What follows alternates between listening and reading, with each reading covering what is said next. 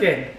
This is Emma, who is the niece of one of my brothers, and she's come all the way from the Isle of Wight to cook with me today. And welcome, Emma. Thank it's lovely you. to have you here Nice again. to be here. Okay, and you brought me a special recipe with spinach and chickpeas. And it's a sort of curry, isn't it? Yeah, it's a lovely warm curry. Yeah, spinach and chickpeas. So here we've got the ingredients.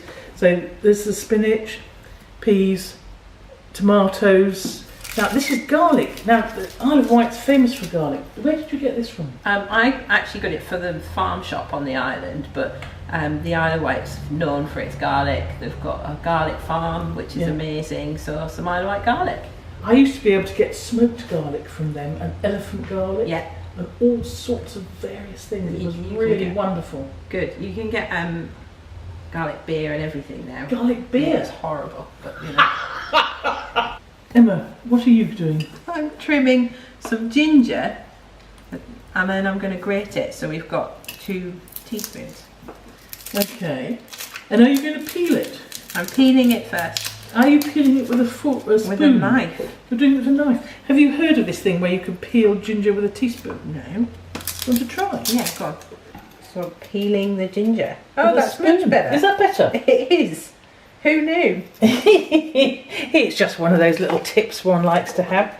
How did you get into physiotherapy? I'm not really sure where the first idea came. I've always wanted to do it. It's written in some school work from when I was at secondary school that I was going to be a physio, but I'm not sure where the idea came from. I always liked sport. Yeah. And I think I must have decided that would get me into sport and not realise that actually it meant I'd work with 80 and 90-year-old people with dementia. As opposed to 18, 19-year-olds. Yeah. But I love it. Yeah. I love the people I meet and the stories they tell. Yeah. And so are you mainly hospital based? Yes, I'm an acute physio, so I always work in hospitals with people who are unwell. Yeah. So I work on trauma wards, which is broken bones, and that can be someone who's tripped over their cat, or someone who's come off a boat and broken most of their bones. So it's quite varied. Must be quite challenging. It can be, especially when people have massive injuries and spinal cord injuries and things. Yes. That can be difficult with their emotions, as well as trying to teach them new skills and be positive. But it's very rewarding. How is the ginger? So I've peeled the ginger and I'm going to grate. How would you like me to prepare the garlic? Just 4 cloves roughly chopped up. Okay. Would you just describe what you're doing with the tomatoes for me? So it's just a tin of plumped tomatoes. Mm-hmm. I'm going to squeeze the juice in the can and then just rip the tomatoes apart so they're quite rough. So we're keeping the juice separate to the tomatoes. What are we going to do with the juice? We're going to put them back, it's all going to go in the curry, just at different times. Okay. And it's a bit of a messy job. It's good that you're doing it's it. good fun. Chickpeas? Yeah, in the microwave for about 6 minutes. Full power? Yeah. Okay. And then we can forget about them for now. That's a pan with just a little bit of hot oil in the bottom. So we're going to put these mustard seeds in here. And I'm going to pop the lid on because they're going to start popping around like popcorn. So oh yes, there they go. There they go. Do that for about a minute. Okay. Okay. That's pretty good. And next, we'll pop our onion in. Feel and a taste of this onion, so that I've got a sense of how cooked you're making it. There you go. You've got a good chunk there. Oh. They're almost translucent. But not brown. And brown. Oh, they are. They are brown now. We're ready for the spices now. Well, what have you put in? So there's some curry powder, some ground cloves, some cumin, some coriander, and the asafoetida. That one. Okay. The one we can't pronounce. So I'll throw them in while you're stirring. Yep. In. Thank you. And then. No, I can smell them. Isn't that interesting? The cloves are really. Was there some cinnamon you said? Yeah, there was. There was some cinnamon. Yeah, that's really coming out. So we're just going to add the tomatoes now from our tin of tomatoes there, so I've added them. Those are your torn up ones, They're aren't my they? torn up tomatoes. Spinach now, so the bowl's just to your left. Just find it. Got it? Got it. And you said just a handful at a time? Handful at a time till it wilts, and then we add some more and keep repeating. Okay, first handful. Brilliant. Now that's going to be interesting. How am I going to know if it wilts?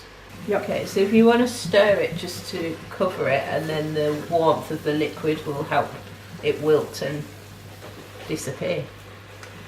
Yes, I can feel it now. Does it feel different? Yeah, absolutely. It feels more like a mush. A mush. That's a good word. That's a good word. I think we first met when my mother was terminally ill at QA Hospital, where you were working at the time. Yeah. So I just remember getting talking to my Auntie Julie, which is your sister-in-law, Yep. who told me your mum was in the hospital where I worked, and I think she actually came in when I was working the weekend. Yeah. So then I ended up with a few days off, and so by the time I was next in, it was probably she'd been there a few days, and I sort of come up to the ward, and I think that was the first time I'd been up, and you were there with your friend and your mum, and sort of introducing myself, and then I just used to pop up at lunchtime each day to say hello, and sometimes she'd be asleep, and sometimes we'd sit and have a natter for 20 minutes. Breaks the day up, I guess, for her and me. But it was invaluable to have somebody else there to, know that she was safe and being well looked after, and that you were just a completely different face for her, and that helped her as well, I think, because she was trying to be so brave when she was in so much pain, and having a different audience was good. So we're going to add the chickpeas. Yeah, and we've heated them in the microwave. We've drained them. Yeah. In they go. Okay, let's pop them in. Okay. And then good stir. Good stir. Okay, so we've made some couscous, just plain, and I'm just running a fork through it just to separate the grains. I think we've got some tomatoes and spring onions just to give it a bit of colour. Pop them in. Yep. Emma, you remember I talked to you about the everlasting spinach? Yeah. This is it growing out here in the herb garden. And I'm going to just take some leaves, and I thought we might shred them and run them through the couscous so they can just wilt a little bit more with the remaining heat of the couscous, and just sort of put spinach through all our different parts of this lunchtime dish. Well, I'm being really lazy now because I've brought Martin, who's painting the house, in to dish up the couscous and have lunch with us, and Emma's going to dish up your wonderful spinach and chickpea curry. There's the spinach and chickpea curry on a bed of couscous, which was all Emma's recipe and gave us a great lunch for 6 people. All the recipes are on my website, www.bakingblind.com.